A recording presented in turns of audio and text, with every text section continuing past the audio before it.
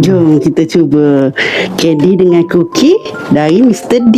Mr. DIY. Okey, mula-mula saya nak terahak mana dulu Saya paling nak terahak ni. Oh, ni apa? Freeze dry mixed berry yogurt. Oh, dia senang, dia ada sale sini. Dia ada dua jenis. Strawberry dengan blueberry blueberry. Terah yang strawberry. Yummy. Sedap. Masih manis. Sedap. Kerapuh. Kita regah ni. Freeze juga. Freeze dry candy. Macam bentuk, tak ingat, bulat-bulat kecil. Okay, kita buat. Oh, ya sama. Ya ada sale juga. Jadi senang nak sipir kalau tak habis. Oh, macam-macam warna.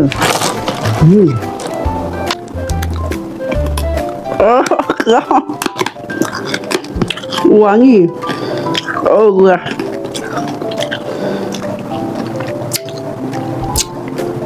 Tapi sedap dan ni dia. Kerah. Boleh lah.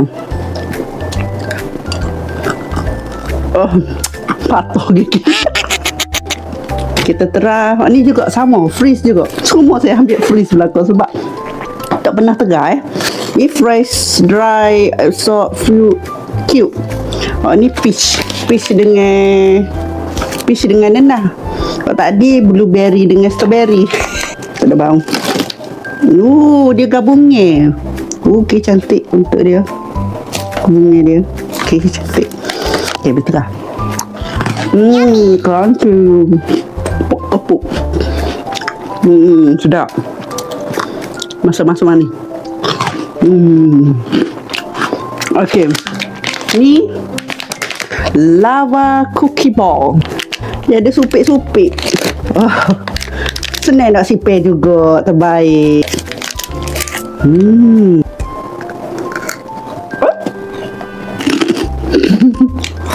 Kopi. Oreo kopi. Boleh lah. Siapa peminat pahit-pahit tu, okey lah. Saya boleh lah. Paling saya suka. Tada! Tengok ni. Sedap.